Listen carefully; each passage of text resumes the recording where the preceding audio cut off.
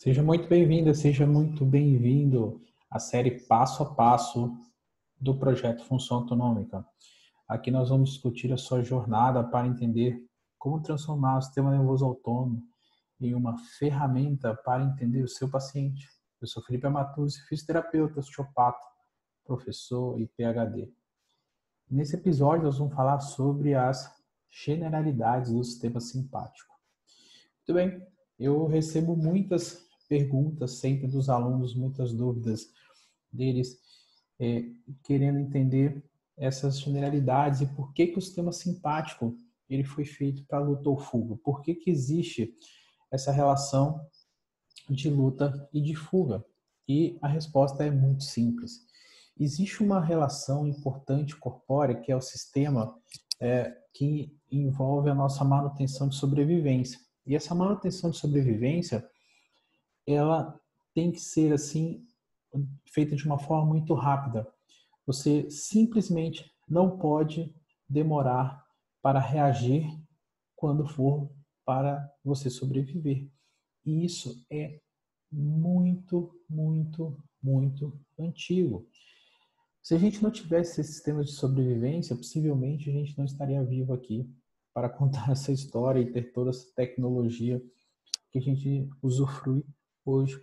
Porém, esse é um sistema que a gente acaba não controlando simplesmente, porque ele existe uma grande diferença, né? Inclusive anatômica dos locais onde estão, do local onde estão esses sistemas.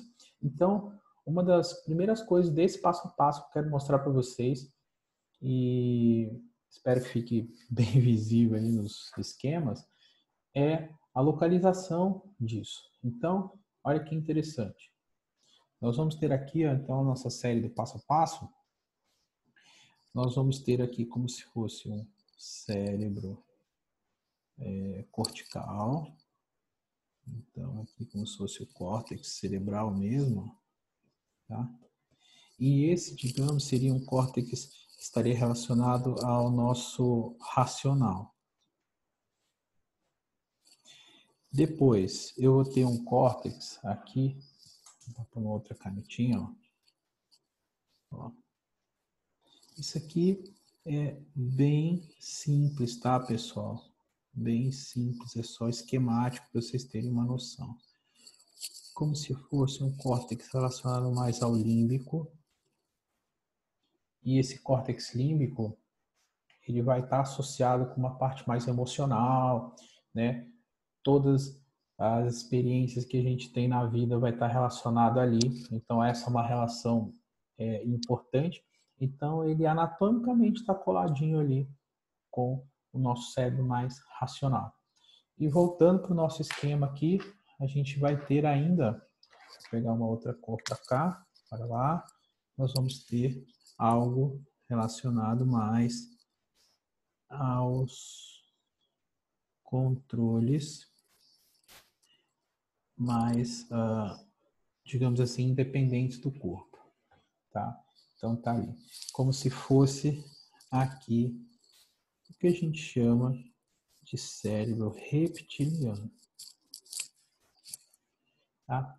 E basicamente esse terceiro aqui, ele está relacionado às reações, ou seja, essas reações, elas acabam não tendo uma participação muito grande do cérebro racional.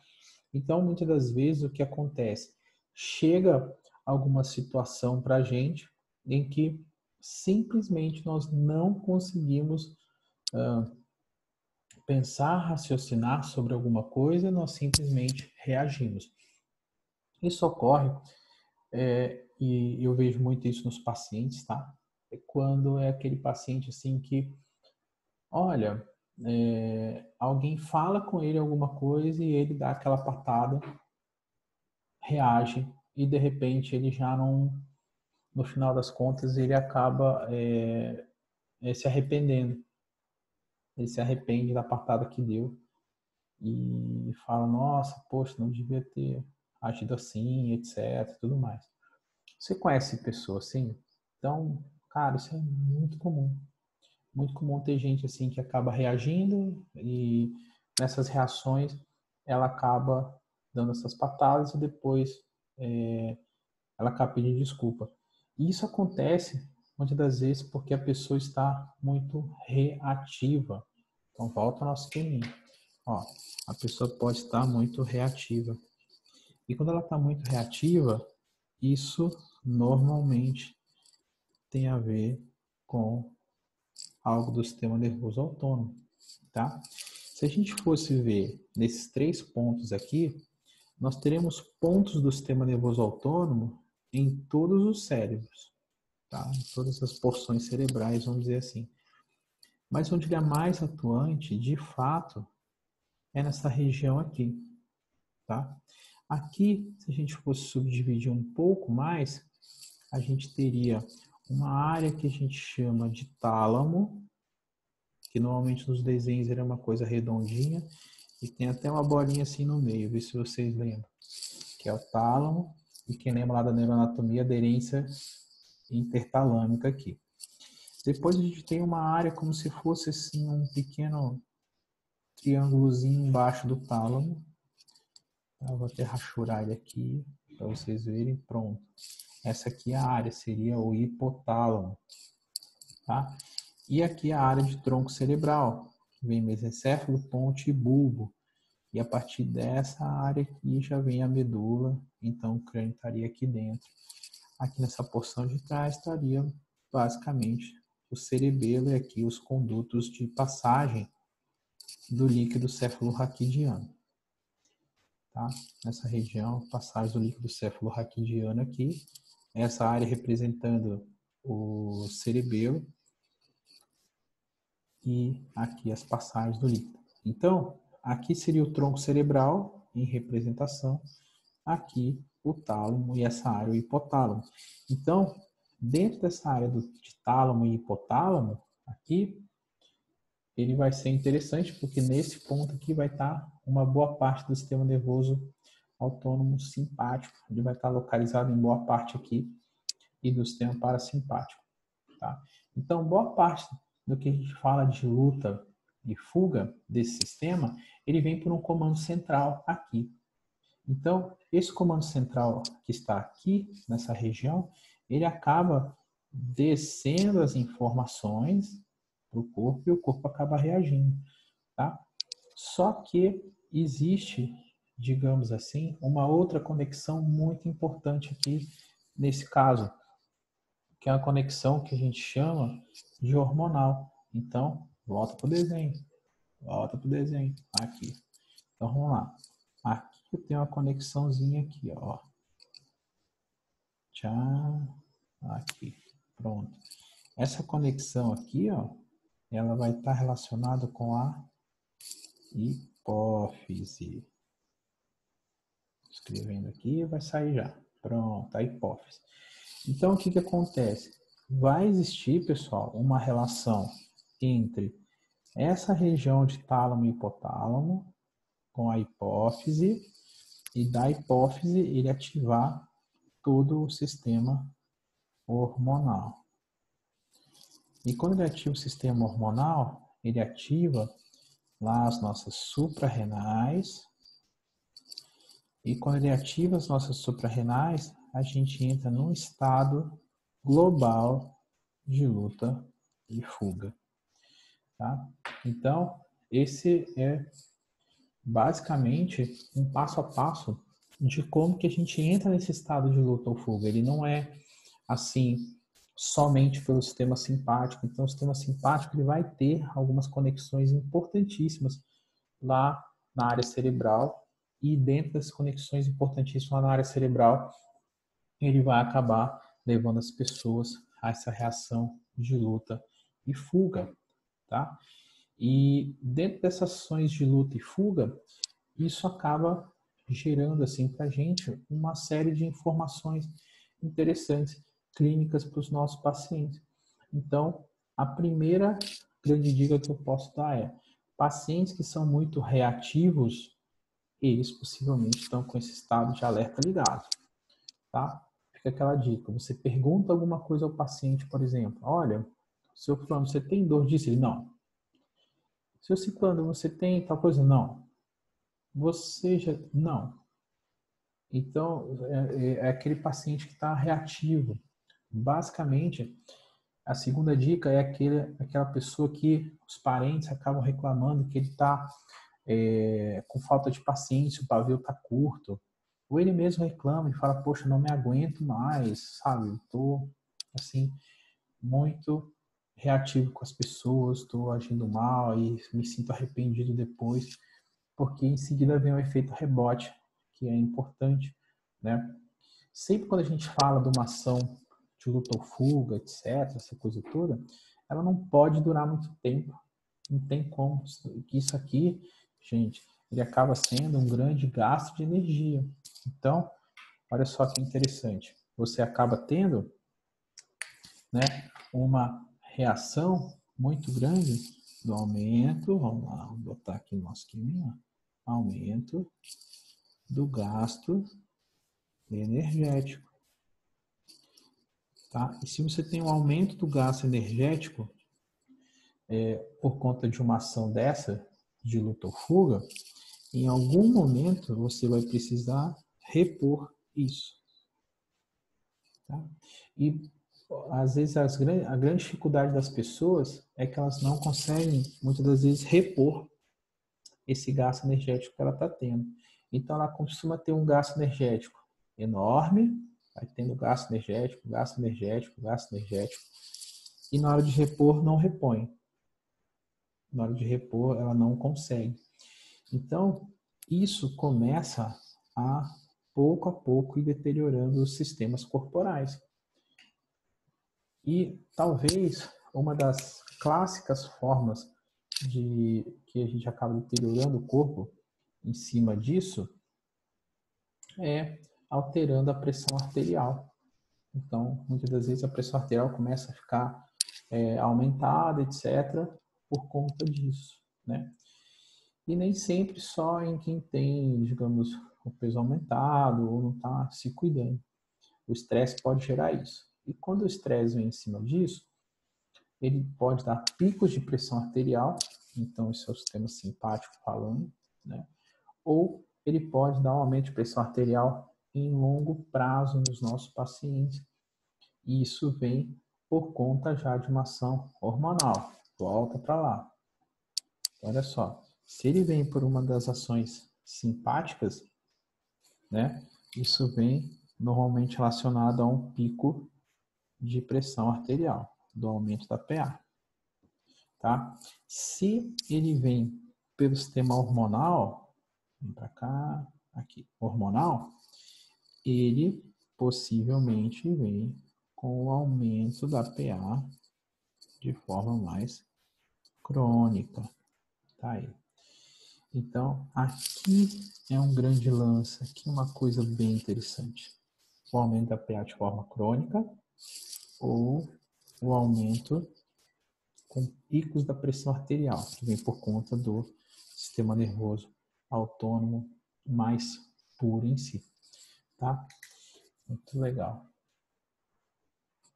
Então, essa história de luta e fuga, que normalmente a gente acaba tendo e acaba aprendendo com os pacientes, né? E acaba aprendendo na faculdade, etc. E tal, e dá-se muito essa reação dos animais e tudo mais, por conta disso. Então, vamos pensar assim, se você tem que ter uma estratégia de sobrevivência e precisa sobreviver a uma situação que te traz perigo, você tem duas opções. Ou você vai lutar, ou você vai fugir. Não importa. Sempre na vida é assim. Numa discussão mesmo, você está discutindo com alguém, ou você vai para vias de fato, discute, ou você, não quero nem discutir com você, vou embora. Tá? Isso não tem jeito. Sempre você vai ter que ter um gasto energético associado a isso. E esse gasto energético associado a isso vem por uma ativação simpática. Mas, normalmente, e é bom que se entenda isso, e isso talvez seja um dos pontos cegos que os alunos costumam ter, é o seguinte: esse tipo de situação, pessoal, ele é não apenas realizado pelo sistema simpático, ele tem uma conexão importante com o sistema hormonal. Então, eu não posso pensar em reações de luta e fuga sem pensar no sistema hormonal junto, tá? Então, normalmente, quem tem reações grandes, etc., que são muito reativas e tudo mais, se eu pensar apenas em sistema simpático, isso é um erro. Eu tenho que pensar em sistema simpático e tenho que pensar em sistemas hormonais também. Um outro exemplo aqui para vocês, que a gente sempre acaba tendo, são das mulheres que estão em período pré-menstrual, por exemplo. Então, normalmente, os hormônios nessa fase podem estar um pouco alterados, né? E isso faz com que ela tenha, digamos, reações emocionais às vezes mais fortes que o normal. Nos homens isso acontece também. Existe uma fase nos homens ali que é meio próxima à andropausa, que ele vai tendo reações diferentes nisso. Uma baixa testosterona no homem faz, por exemplo, com que ele não tenha ânimo para fazer as coisas. E aí não dá para pôr na culpa de uma falha do sistema simpático ou de uma simpaticotonia. O que acontece com essas simpaticotonias quando a gente explica? É quando o sistema simpático ele foi utilizado a exaustão, né? Ele foi utilizado muito, ou seja, ele tem dificuldade de ser ativado porque está muito usado. É como se fosse uma relação muscular. Você fez muito exercício e não consegue fazer mais exercício. A relação é muito parecida com isso. Tá? Agora, se eu entendo que as reações de luta e fuga são apenas associadas ao sistema simpático, eu acabo não entendendo por completo como que funcionam essas reações. Então, voltando ao nosso esqueminha lá do passo a passo, tá? Nós vamos ter, basicamente, então, fechando, um sistema racional, que é onde a gente racionaliza e, nesse caso, o racional, vou fazer um parênteses aqui, ó, tá? Ele tem ascendência sobre todos os outros. Então, ele, de uma certa forma, ele consegue, tá? Estar, ele consegue estar, deixa eu colocar assim junto, ó, que legal. Então, de uma certa forma, ele consegue estar atuando sobre todos eles. E quando ele consegue atuar sobre todos eles, isso nos indica que várias das terapias devem começar por aqui. Tá? Mas, claro, esse racional ele só consegue atingir o reptiliano muitas das vezes com uma ação do límbico. Então, deve haver um certo equilíbrio entre essas três ações para que o sistema possa atuar de uma maneira assim bem acertada. Tá? Então, vamos lá. Quando tem o sistema reptiliano atuando, ele vai tender a entrar no estado de luta ou fuga. Se esse estado de luta ou fuga ou excesso simpático ele for mais global, ele tem que ativar a hipófise, da hipófise atingir o sistema hormonal, as suprarrenais, e aí ele entra no estado de luta ou fuga aqui. Tá? Se esse estado não for global, esse estado ele pode ser algo que a gente chama de mais metamérico. Vamos circular. Pronto. Esse estado aqui, pessoal, um pouco mais metamérico, ele é aquele ponto, por exemplo, onde a gente vai ter ali um problema mais localizado. Então, por exemplo, você pode ter o metâmero do coração com algum problema e nesse sistema de metâmero localizado, você ter algum sintoma, alguma patologia, etc. E é nessa junção, nessa conexão ali, que a gente começa a entender como que o sistema nervoso autônomo ele acaba fazendo esses links e essas relações com vários dos outros sistemas corporais. Então, esse é, digamos assim, uma primeira essa é uma primeira relação que a gente começa a pôr do sistema nervoso autônomo e a gente vai começar a fazer um passo a passo para vocês, que é essa série nova que eu estou começando a gravar aqui, aos poucos e soltar, tá? Onde a gente começa a falar o passo a passo para que você comece a entender melhor como que o sistema nervoso autônomo tem influência nisso, tá? Um segundo ponto aqui que eu quero mostrar a vocês, ainda nesse episódio, é como que essa relação acaba ficando. Então, vamos lá. Eu vou dividir a tela aqui e ele vai dar uma relação interessante. Ok, deixa eu ver. Tá aqui. Vou compartilhar a tela. Pronto. Então, vamos lá. A tela aqui está compartilhada. E aqui a gente consegue enxergar algo interessante. Então, verifica só. A gente tem aqui, ó, tá? Todo o sistema nervoso autônomo, a sua divisão simpática, e que nessa porção mais superior aqui, ó, que eu estou fazendo essa bola, é onde deveria estar esta porção aqui do cérebro. Então, quando ele desce essa porção aqui, é o que ele vai estar descendo desse lado aqui. Tá? Aqui seriam as regiões mais medulares. Então, esse aqui é a relação. Agora, imagina você eu ter que pegar, mandar uma informação desse ponto, ter que sair daqui, atingir isso, isso, isso, isso, isso, isso, isso, isso, tudo de uma vez só. Ter que ativar todos esses camaradas juntos, ó, de uma vez. Tá? Porque uma reação de luta ou fuga seria alguma coisa assim. Então, possivelmente isso aqui ia dar muito ruim, a ação ia ficar muito desordenada. Tá? Então, o que o corpo fez? Ele fez algo interessante, que é uma ação um pouco mais orquestrada.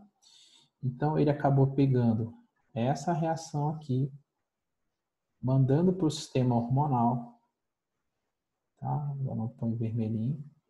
O sistema hormonal vai pelo sangue, chegar na adrenal, aqui, e aqui da adrenal, todo o sangue que vai para o corpo, todo o sangue vai para o corpo, a adrenal vai liberar o neurotransmissor de noradrenalina.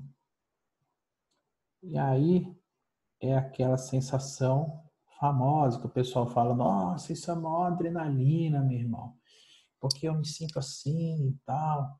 E você acaba tendo essa relação da adrenalina no sangue. Então, adrenalina no sangue e tudo mais. Isso é uma reação de luta ou fuga. Ah, então, toda essa adrenalina no sangue, toda essa sensação que é dada a partir disso, ela tem que acontecer numa situação de perigo. Por isso que várias pessoas, elas adoram esportes radicais, porque só no esporte radical você consegue ter a sensação real do perigo, e essa sensação real de perigo ela acabar levando a essa liberação de adrenalina corporal global. E essa sensação acaba sendo tão boa, tão prazerosa à pessoa, que muitas das vezes ela acaba viciando. São pessoas que são viciadas em adrenalina. Ou pessoas que são viciadas em brigar, porque acaba que essa reação, né, exacerbada, ela acaba gerando mais ação de adrenalina também, e isso acaba ficando você viciado nisso. ou mesmo aquelas pessoas que deixam tudo para a última hora. Você conhece essa pessoa que deixa tudo para cima da última hora? Sim, essas pessoas que deixam tudo para a última hora, né? Elas acabam ficando com prazo corrido e tudo mais. Então, ela depende dessa adrenalina estar no sangue correndo para que ela faça as coisas e isso acaba gerando gasto energético para ela, ela acaba fazendo, só que o efeito rebote é bem complexo.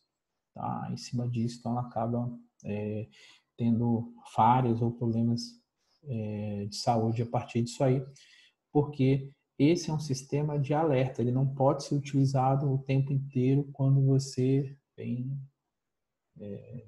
quiser. Ele tem que ser usado quando você realmente precisa dele. Então, essa é uma situação que é muito comum e muito corriqueira com os nossos pacientes, né? Então, vários deles acabam tendo isso. E no fim das contas, para nós também, a gente acaba tendo um pouco isso, né? A gente acaba sendo também um pouco assim, em deixar as coisas meio para a última hora, meio procrastinar, etc. E isso é interessante porque a gente muitas vezes não faz relação o quanto que isso pode estar afetando o nosso sistema de saúde, né? Muito bem. Então, pessoal, essa é a ideia desse primeiro passo a passo, então, legal, aqui gravado, passo a passo número 1, né, dessa série da função autonômica. A gente vai falar uma série de coisas aí para vocês, espero que vocês tenham entendido aí, e a gente vai disponibilizar isso no YouTube, que fica um pouco melhor de você assistir, porque tem todos os desenhos lá, etc. E vamos disponibilizar também no podcast para você ouvir com um áudio e isso poder também te auxiliar de alguma forma, tá? E aqui nós vamos finalizando nosso conteúdo de hoje da série Passo a Passo desse projeto Função Autonômica, né? Eu sou o Felipe Amatuzzi, fisioterapeuta, osteopata, professor e PhD, e aqui nós discutimos a sua jornada para entender como transformar o sistema nervoso autônomo em uma ferramenta para você entender o paciente, e a gente se despede até o próximo episódio.